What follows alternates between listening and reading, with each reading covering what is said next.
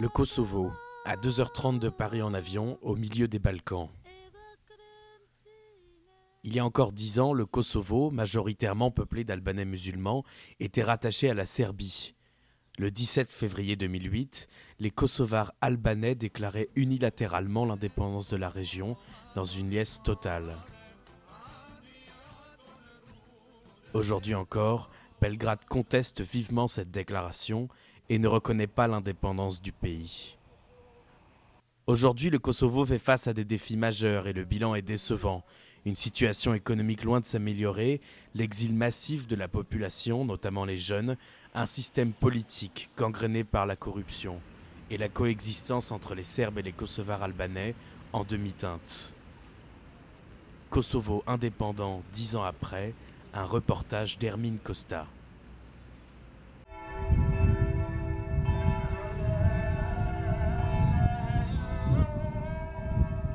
Le Kosovo est un État multiethnique, des Roms, des Gorani, mais surtout des Albanaises et des Serbes. Les Kosovars albanais de confession musulmane sont majoritaires. Les Serbes, eux, sont chrétiens orthodoxes et ne représentent plus que 7% de la population. La relation entre les deux communautés serbes et albanaises a longtemps été marquée par les guerres qui les ont opposées. À l'ouest du Kosovo, dans le monastère de Draganac, vit une dizaine de moines serbes. Nous avons rencontré le père Hilarion entre deux distributions de cadeaux pour la Noël orthodoxe. Il a accepté de nous parler de la relation entre les moines et leurs voisins albanais.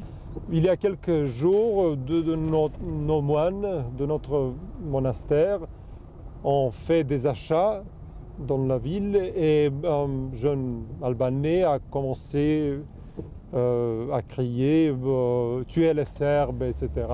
On a notifié, on a vu que dans le signe pour le monastère, quelqu'un a essayé de détruire l'inscription en serbe.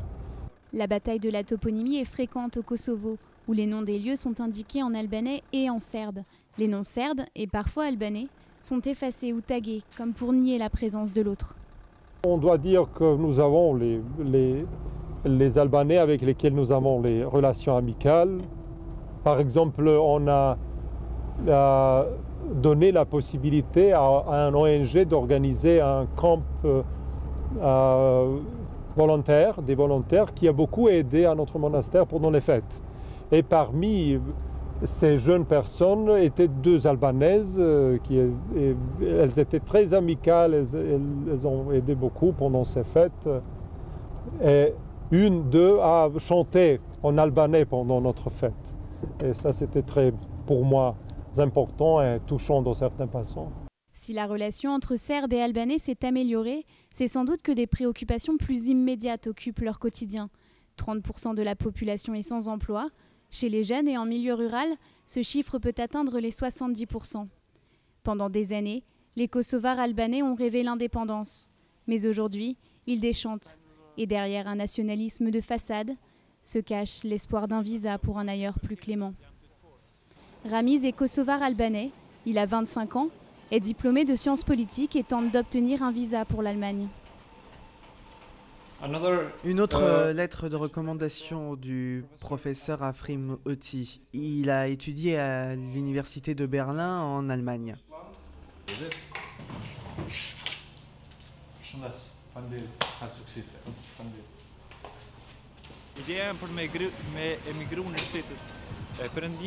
Mon envie d'immigrer vers les pays de l'Ouest est liée au fait qu'au Kosovo, les jeunes n'arrivent pas à trouver de travail. Un emploi qui soit équivalent à leur mérite. Je suis motivé par le fait que les États de l'Ouest donnent la possibilité de se trouver, de trouver un travail et d'envisager une carrière, ce que le Kosovo pour le moment ne peut pas nous offrir. Personnellement, j'ai répondu à plusieurs offres d'emploi du ministère de l'Intérieur.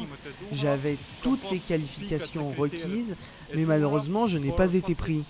Et pourtant, je remplissais bien toutes les conditions et critères. Mais bon, je ne connais pas le ministre, ou alors c'est parce que je n'ai personne de puissant dans mon entourage.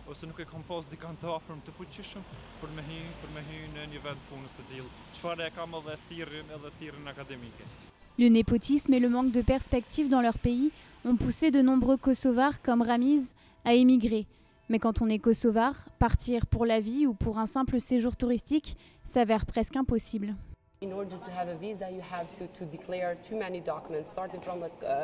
Pour avoir un visa, il faut présenter beaucoup trop de documents. Ça commence par un contrat de travail, puis il faut une preuve de transaction bancaire en provenance de l'employeur. Puis ça continue aussi avec d'autres documents comme une confirmation que vous êtes étudiant, une confirmation que vous appartenez à une entité légale, et ce genre de preuve que vous n'allez pas vous échapper du Kosovo.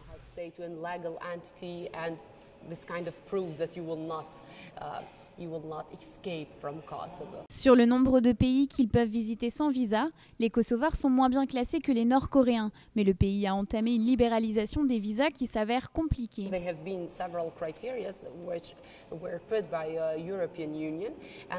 Il y a plusieurs critères qui ont été établis par l'Union européenne. Et le dernier critère qui concerne un problème avec la frontière entre le Kosovo et le Monténégro est toujours en suspens, parce que le gouvernement de Kosovo n'a toujours pas ratifié l'accord international au Parlement. Donc on ne peut pas passer à l'étape suivante. Et c'est presque la dernière étape pour que le Kosovo puisse bénéficier de la libéralisation des visas. Mais jusqu'à maintenant, à cause de la situation politique instable dans le pays, mais aussi pour d'autres raisons, cet accord n'a pas été ratifié. But also for other different reasons, this agreement has not been ratified. Depuis la guerre de 99, le Kosovo est sous perfusion économique. Pourtant, ce territoire grand comme 2 départements français a reçu par tête d'habitant plus d'aide internationale que toute l'Europe réunie pendant le plan Marshall. Des milliards dépensés pour rien, à cause d'un système rongé par la corruption, soumis à l'influence étrangère et sans vision d'avenir pour le pays.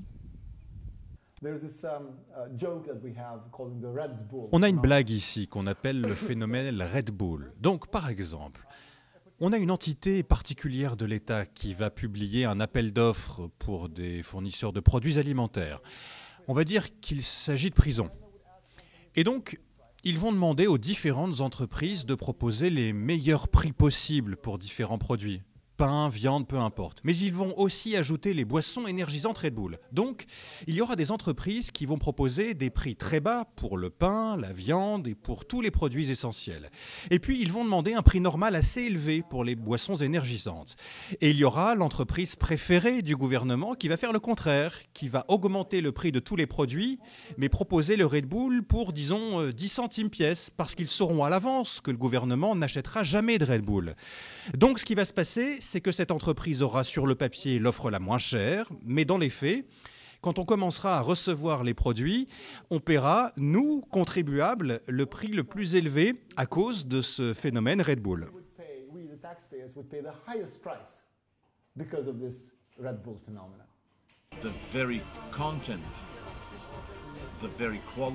Le contenu et la structure même de toutes ces institutions ont prouvé qu'elles étaient dysfonctionnelles et corruptibles.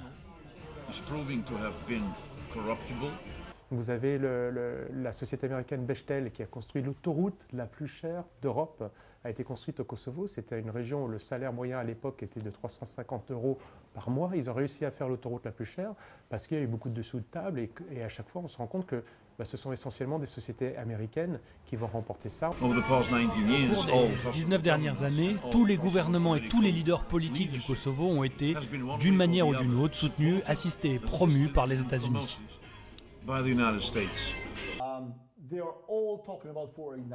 Ils sont tous en train de parler des investissements étrangers qui ne viennent pas. Et si vous parlez à n'importe quel investisseur potentiel dans le monde, que ce soit dans l'Union européenne ou dans n'importe quelle région du monde, ils vous diront que l'instabilité politique est la première raison pour laquelle personne ne considère le Kosovo comme un endroit sûr pour investir. Il n'y a pas de grande idée globale de vers où le pays devrait aller. Il n'existe aucun plan de ce que nous devrions faire. Seul espoir pour les Kosovars, la cour spéciale mise en place par l'Europe à La Haye, qui jugera les dirigeants actuels pour crimes de guerre, avec la possible mise en cause de l'actuel président, Hashim Thaçi. Thaçi a préféré signer un accord avec Ballard Partners. Donc Ballard Partners, c'est un cabinet de conseil, un cabinet d'image américain. Ballard est lui-même un ami proche de Trump. Et dans ce contrat, entre le gouvernement du Kosovo et Ballard, eh bien, Thaçi va travailler son image. Donc il va faire dépenser aux contribuables du Kosovo plus de 500 millions d'euros, donc c'est un quart du budget du Kosovo, pour redorer son image dans les médias du monde entier, quoi. S'il fait ça maintenant, c'est sûr et certain qu'il veut vraiment faire attention de ne pas tomber entre les griffes des procureurs. Ça montre aussi peut-être qu'ils sont un peu la panique et peut-être le vent tourné.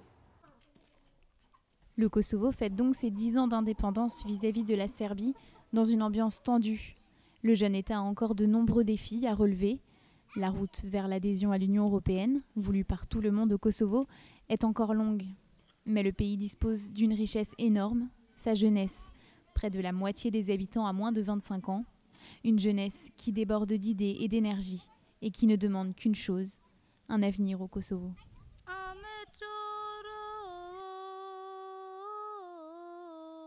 Dur al beşer